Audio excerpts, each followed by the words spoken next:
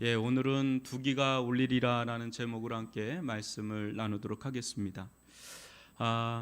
어떤 이들은 이런 말을 합니다. 대한민국은 지도자에 의해 지금까지 온 것이 아니라 국민들에 의해 지금까지 왔다. 참 의미심장한 말이라고 저는 수년 전에 좀 들었던 얘기가 기억이 났습니다. 윈스턴 처칠은 그 나라 지도자의 수준은 그 나라 국민들의 수준이다라는 말을 또 하였습니다. 이 말들은 서로 다른 듯하지만 실상은 같은 말이에요. 국민들은 지도자를 세우기도 하고 또 패하기도 합니다. 그것이 그 나라 국민들의 수준입니다. 엊그제 총선을 치렀습니다. 결과에 대해서 여러분들 생각들이 많을 텐데 나라 안팎이 시끌시끌합니다. 그렇지만 이것이 우리의 현 상황이다. 하나님께서 새롭게 세움받은 이들을 통해 이 나라를 이끌어갈 텐데 믿는 자들은 무엇보다 기도로 하나님께 나아가는 것이 참된 정치 참여의 본질이라고 저는 믿습니다. 왜 그러냐면 요한계시록을 보면 성도의 기도를 하나님이 들으셔서 세상을 통치하는 장면이 굉장히 많이 나옵니다. 이 기도가 별거 아닌 것 같아도 굉장히 별겁니다. 여러분, 하나님은 이 세상의 진정한 통치자인 줄 믿습니다. 대통령이 되었든 국회의원이 되었든 절대 잊지 말아야 할 사실이 있다면 그 자리가 하나님과 별개가 아니라는 사실입니다. 만약 하나님과 아무 상관이 없는 자리라 여긴다면 매우 교만한 생각입니다. 하나님의 세상 통치 방식은 언제나 대리 통치 방식이었습니다. 아담 때부터 지금까지 한번 보십시오. 하나님께서 매우 큰 리스크를 안고 있지만 사람은 하나님의 형상으로 지음 받은 존재이기에 하나님은 누구를 통해서 역사하시죠? 사람을 통해서 역사하시기를 원하시고 지금도 그렇게 향하십니다. 여러분, 로마서 13장 1절 보면 각 사람은 위에 있는 권세들에게 복종하라. 권세는 하나님으로부터 나지 않음이 없나니 모든 권세는 다 하나님께서 정하신 바라. 여러분, 이 세상의 권세 중에 하나님께로부터 나지 않은 게 하나도 없다. 지금도 우리가 투표한 것 같지만 실상 이 모든 권세를 누가 준 거예요? 하나님이 주셔서 세웠다. 우린 그 주권을 받아들이는 거죠. 하나님께서 사람을 통해서 세상을 통치해 가시지만 구체적으로 어떤 방식으로 통치해 가실까? 그건 다름 아닙니다. 말씀으로 세상을 창조하신 하나님은 말씀으로 세상을 통치해 가시는 줄 믿습니다. 하나님의 세상 통치 방식은 수단은 하나님의 말씀입니다. 세상은 결국 하나님의 말씀대로 됩니다. 행성들이 자기 궤적에서 벗어날 수는 있어도 우주 만물 중 1.1핵도 하나님의 말씀에서 벗어날 수 있는 것은 단 하나도 없는 줄 믿습니다. 하나님의 말씀이 현실성이 없다고 여기시는 분, 또 하나님의 말씀이 더디다고 여기시는 분들은 성경에 기록된 말씀 중 지금까지 이루어지지 않은 말씀을 찾는 것이 더 빠르실 겁니다. 다 이루어졌어요. 하나님의 말씀은 이 세상 가운데 가장 현실적이며 조금도 지체함 없이 정확한 타이밍에 하나하나 그대로 다 이루어지고 있습니다. 오늘 다시 한번 엘리와 이 사무엘이란 두 인물을 비교 대조하면서 우리가 가야 할 길이 어떤 길인지 깨닫는 복된 시간이 되기를 주님의 이름으로 축원합니다. 여러분 10절을 보시기 바랍니다. 여호와께서 임하여 서서 전과 같이 사무엘아 사무엘아 부르시는지라 사무엘이 이르되 말씀하옵소서 주의 종이 듣겠나이다 하니. 하나님께서 세 번째로 사무엘에게 나타나실 때는 이전과 달랐습니다. 직접 임재하셨습니다. 그리고 곁에 서서 말씀하셨습니다. 사무엘아 사무엘아. 하나님께서 친밀하게 두 번 부르실 때는 사명자로의 부르심입니다. 곧 소명과 관련돼요. 모세야 모세야, 사무엘아 사무엘아. 지금 하나님께서 아이 사무엘을 선지자로 본격적으로 사용하고자 부르고 계십니다. 이에 사무엘은 엘리가 가르쳐준 그대로 주의 종이 듣겠나이다 이렇게 반응하죠. 우리가 여러분 영적으로 잘 모를 때는 아는 이들에게 겸손하게 가서 물어봐야 돼요. 그리고 배워야 돼요. 겸손하게 물어보는데 영적으로 너는 좀 떨어져 하대하거나 가르쳐주지 않는다면 기분 나쁘더라도 그건 우리의 잘못이 아니죠. 그 사람의 잘못이고 그 사람의 몫이에요. 가르쳐줄 의무가 있죠. 말해줄 의무가 있고, 엘리는 하나님의 심판을 받기로 결정된 자이죠. 그렇지만 한나와 사무엘은 여러분 잘 보세요. 단 한 번도 엘리를 업신여기거나 함부로 대하는 장면이 없어요. 하나님께서 그를 어떻게 다루든 이들은 제사장이요 사사인 엘리에게 끝까지 예를 다하는 장면을 보여줍니다. 한나도 그렇고 사무엘도 그렇고. 그때 이들은 엘리를 통해 역사하시는 하나님의 손길을 결정적으로 취할 수 있었습니다. 한나도 그렇고 사무엘도 그렇고. 여러분 그 장면 기억나시죠? 저는 여러분에게 신앙생활을 앞으로 쭉 해나가실 때 당부해드리고 싶은 말씀이 있습니다. 주의 종들을 여러분 업신여기거나 함부로 대하지를 마십시오. 그것이 여러분의 영혼과 삶에 복이 될 수가 없습니다. 하나님께서 주의 종들을 직접 다루세요. 여러분들이 안 다뤄도 하나님이 다루세요. 그러니 여러분이 하나님의 자리에 있지 않으셔야 됩니다. 여러분은 여러분의 자리가 있습니다. 거기에 있으셔야 돼요. 하나님 무조건 주의 종의 편은 아닙니다. 그렇지만 질서를 무너뜨리면서 역사하시는 하나님이 아니십니다. 우리가 믿는 하나님은 질서의 하나님이신 줄 믿습니다. 이 점을 잊지 마시고 여러분이 있어야 할 자리에서 존귀한 성도로 끝까지 행할 본분을 따라 행하시기를 바랍니다. 그것이 여러분의 영혼과 삶의 복이 될 줄 믿습니다. 아무리 엘리가 여러분 영적으로 어둡고 타락했어도 엘리는 적어도요 한나와 사무엘에게 역사하시는 하나님의 손길 정도는 분간할 줄 알았습니다. 지금 한나에게 역사하고 있구나, 지금 저 사무엘에게 역사하고 있구나 정도는 분간하고 있다는 거죠. 한나와 사무엘은 타락한 시대에 살고 있었죠. 그리고 타락한 영적 지도자 엘리 밑에 있었죠. 그럼에도 불구하고 그 시대에 받을 복을 다 받아 누립니다. 이게 너무 놀라운 거죠. 여러분, 교회가 아무리 문제가 있어도 또 교회의 지도자가 문제가 있어도 거기에서 은혜 받는 성도는 은혜 받습니다.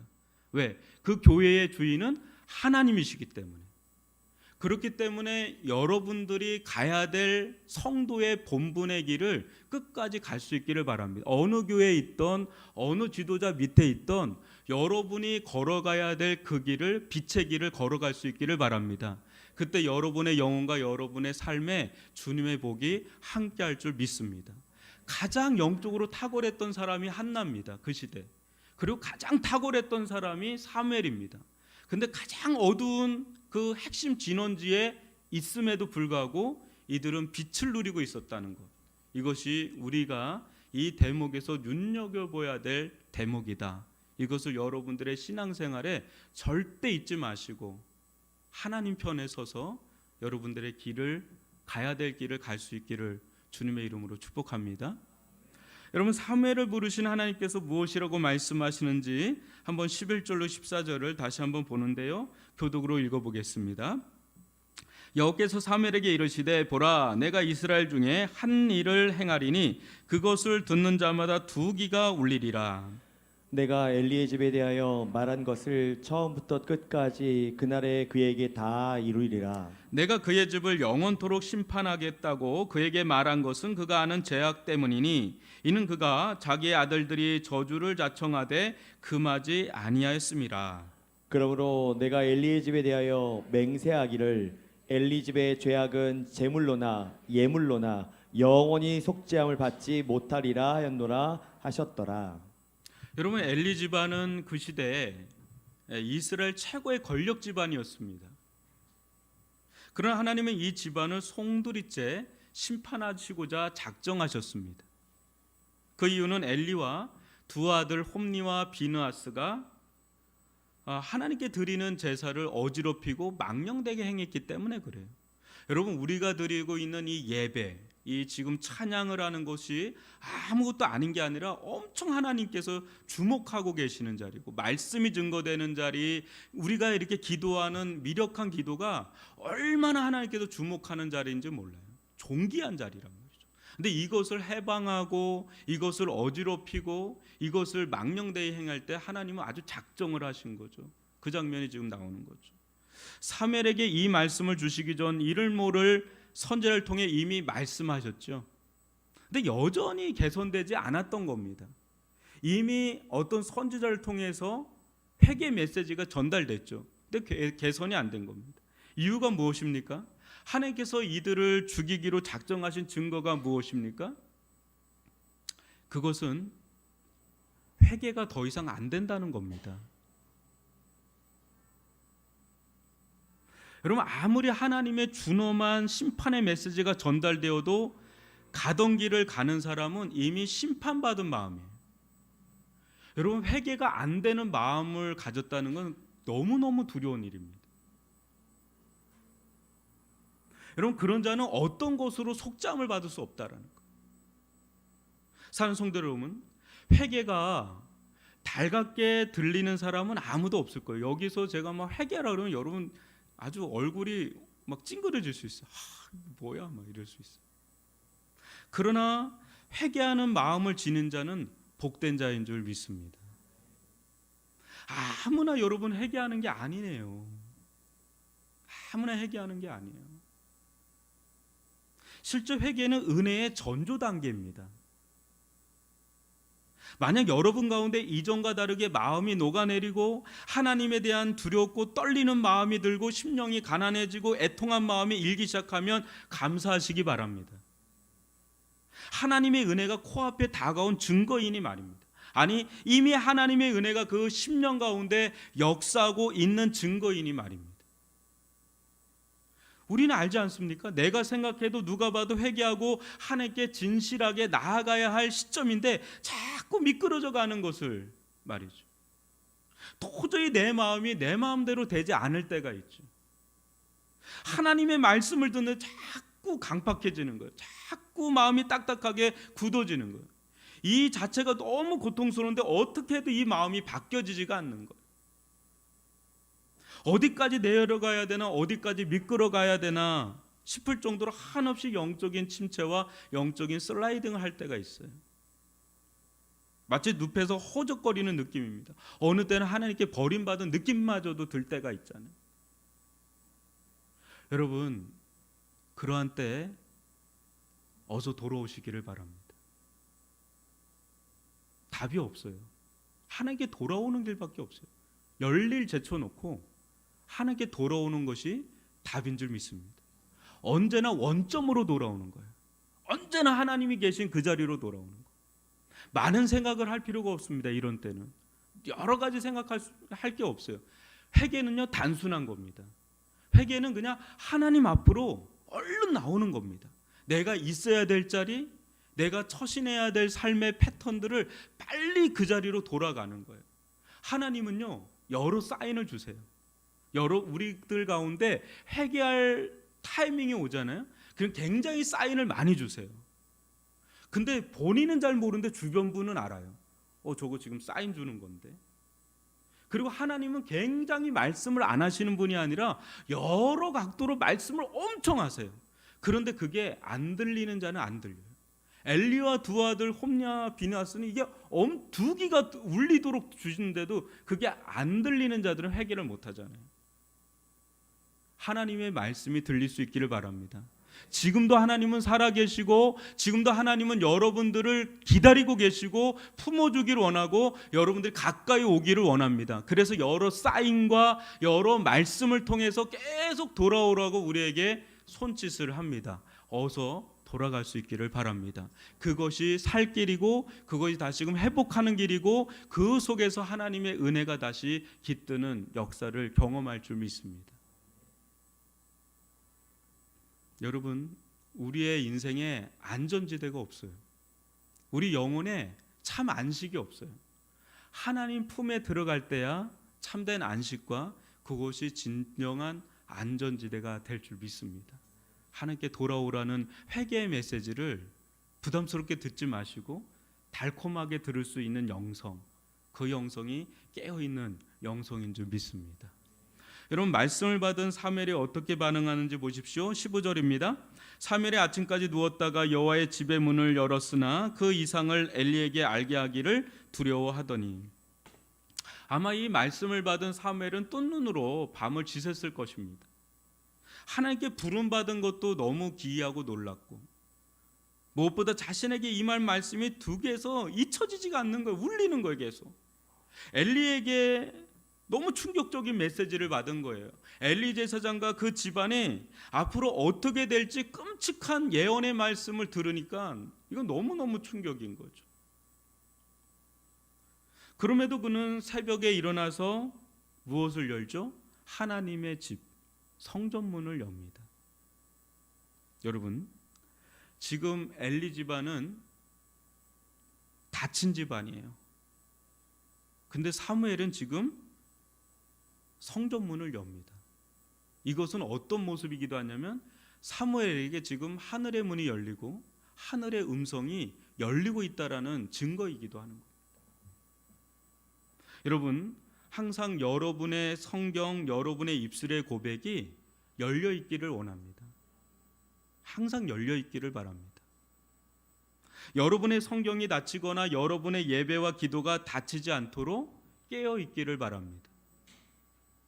그 문이 닫히는 순간 우리의 영적인 문도 닫히기 일쑤이기 때문에 어느 순간이 와도 닫아야 할 것이 있고 닫지 말아야 할 것이 있는데 성전의 문은 열어야 돼요. 언제든 성전의 문은 기도의 문이 열려 있어야 되고 성경이 여러분들 가운데 늘 펼쳐져 있기를 바라고 예배가 여러분들 가운데 늘 열려 있기를 바랍니다.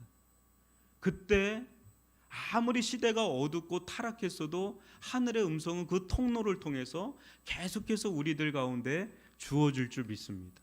지금 사무엘은 그 성전의 문을 계속해서 여는 자예요.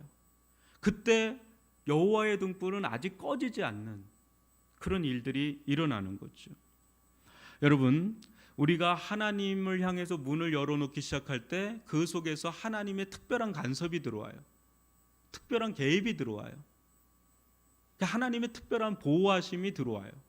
근데 우리가 하나님을 향해서 마음이 닫히면 우리 힘으로 살아가는 거죠. 너무나 많은 일들을 겪어야 돼요. 근데 우리가 하늘을 열고 이 땅의 문을 열면 하나님께서 우리들의 삶 속에, 우리들의 가정 가운데, 우리들의 사업장 가운데, 직장 가운데 들어오셔서 개입하시고 만지시고 이끌어 가시고 함께 동행해 가실 줄 믿습니다. 하나님은 함께 하기를 원하는데 여러분들이 닫을 필요는 없잖아요. 그 문은 활짝 열고 오히려 사단의 문이나 악한 자들의 문이 여러분들 가운데 파고들지 않도록 그 문은 막고 열릴 때는 여는 그런 은혜를 누릴 수 있기를 바랍니다. 여러분, 그러나 사무엘은 하나님의 말씀 전하기를 두려워했죠. 그러기에는 엘리가 너무나 높은 산 같은 존재니까 이 말씀이 엘리에게는 어울리지 않는 말씀처럼도 들렸을 거예요. 설마 이런 일이. 아직까지는 사무엘은 엘리가 하나님보다 더 크게 보였던 거죠.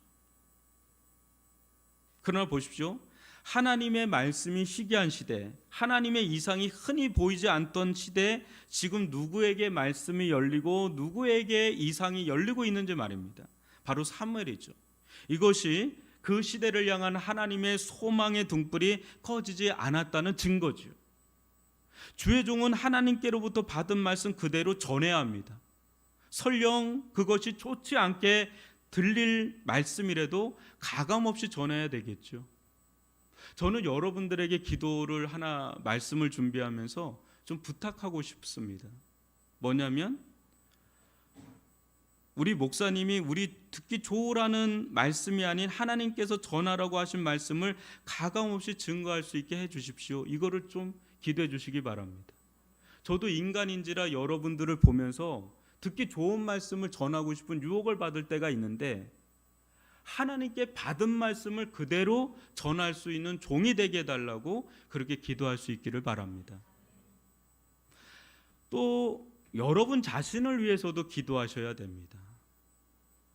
주님, 우리는 언제든지 하나님께서 하시는 말씀을 듣고 싶지 사람이 하고자 하는 말, 우리가 듣고 싶은 말을 듣고 싶지 않습니다.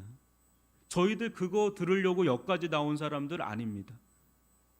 주님, 제발 저희를 사랑하셔 당신의 진실한 말씀, 그 말씀이 어떤 말씀이든 달게 듣게 하소서.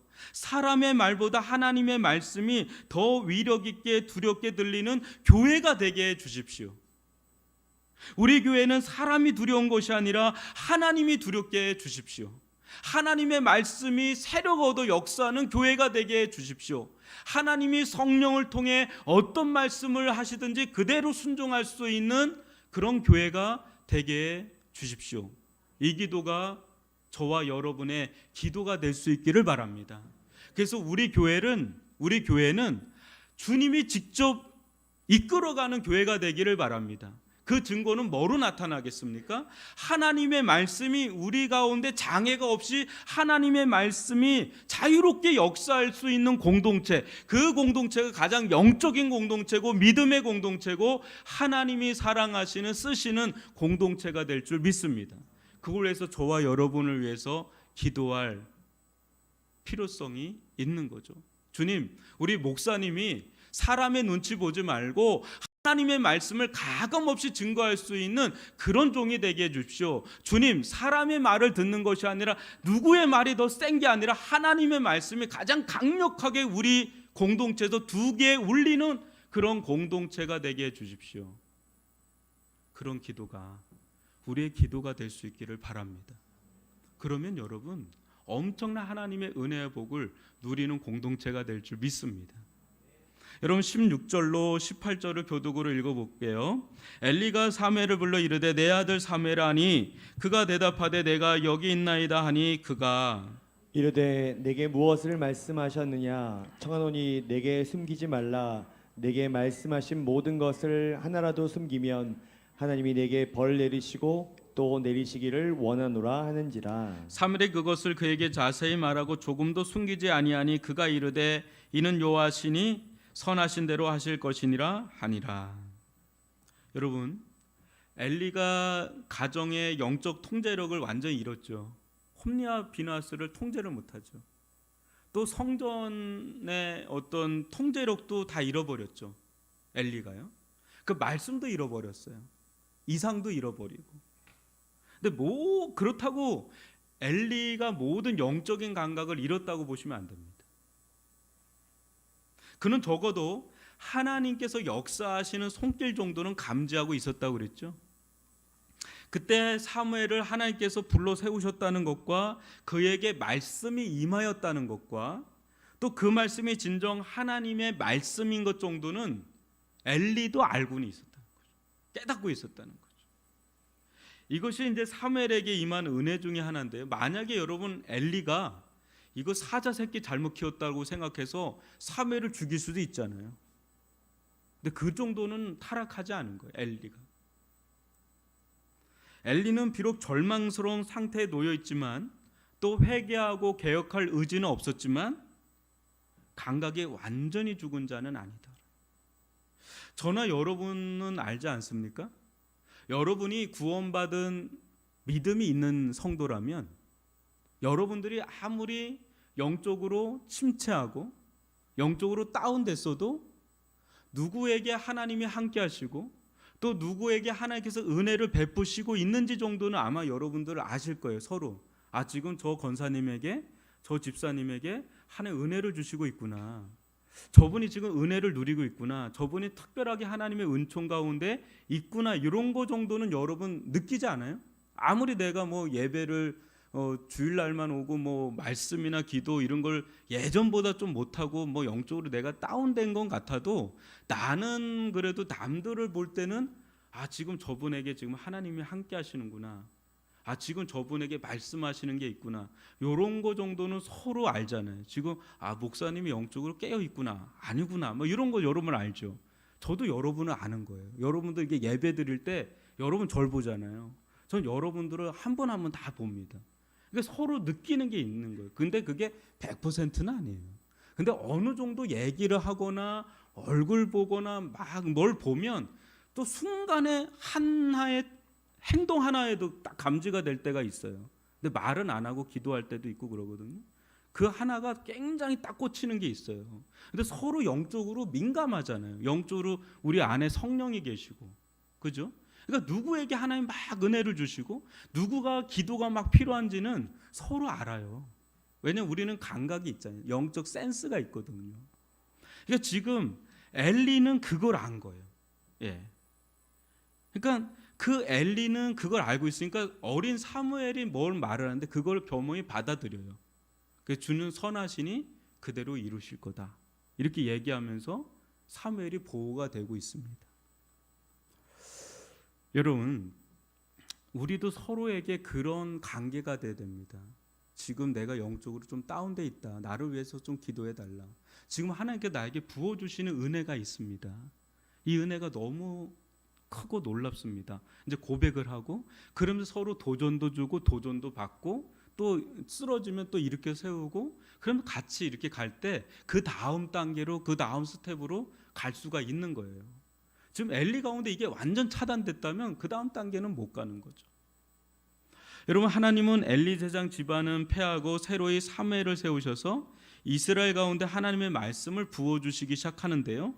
19절로 4장 1절을 교독으로 한번 볼게요. 사무엘이 자라매 여호와께서 그와 함께 계셔서 그의 말이 하나도 땅에 떨어지지 않게 하시니 단에서부터 브엘세바까지 온 이스라엘이 사무엘은 여호와의 선지자로 세우심을 입은 줄 알았더라. 여호와께서 실로에서 다시 나타나시되 여호와께서 실로에서 여호와의 말씀으로 사무엘에게 자기를 나타내시니라. 사무엘의 말이 온 이스라엘에 전파되니라. 여러분, 이스라엘이란 나라의 희망과 소망이 어디 있습니까? 군사력에 있을까요? 외교에 있을까요? 정치에 있을까요? 아닙니다. 다시금 이스라엘 가운데 하나님의 말씀이 부어지고 있는 거예요. 그것도 사무엘에게 오랫동안 희귀했던 끊겼던 그 하나님의 말씀과 이상이 다시금 새로운 사사, 선지자 이 사무엘에게 부어지면서 이스라엘의 여호와의 등불은 여전히 이제 타오르게 되는 이것이 여러분 소망입니다. 며칠 전에 여러분 총선했는데 4년 전에도 했죠. 그 4년 후에 또 할 겁니다. 대선도 할 거고. 근데 이 나라의 진정한 여러분 희망과 소망은 어디 있을까요? 이 나라가 누구를 붙잡고 있죠? 하나님 붙잡고 계신 줄 믿습니다. 근데 뭘로 붙잡고 계실까요? 말씀으로 역사하는 줄 믿습니다.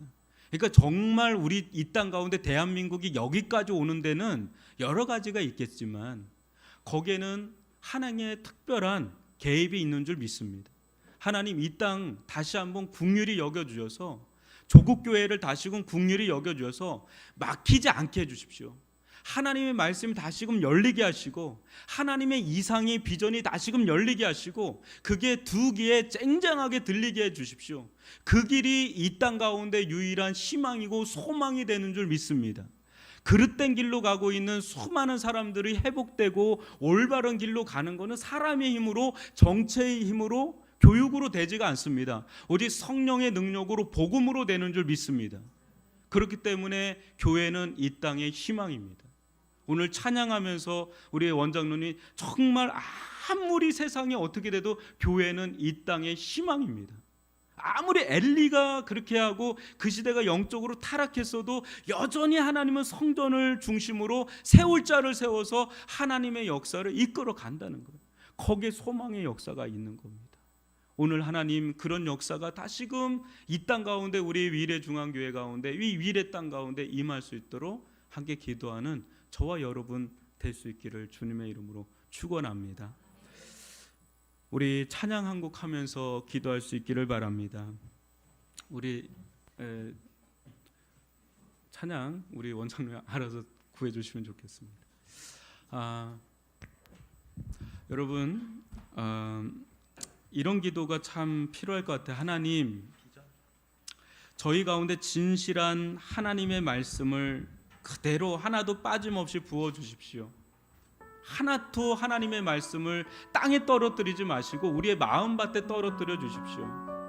하나님의 말씀을 흘려보내지 않기를 원합니다. 하나님의 말씀 우리의 마음에 채울 수 있기를 원합니다. 가득 채울 수 있기를 원합니다.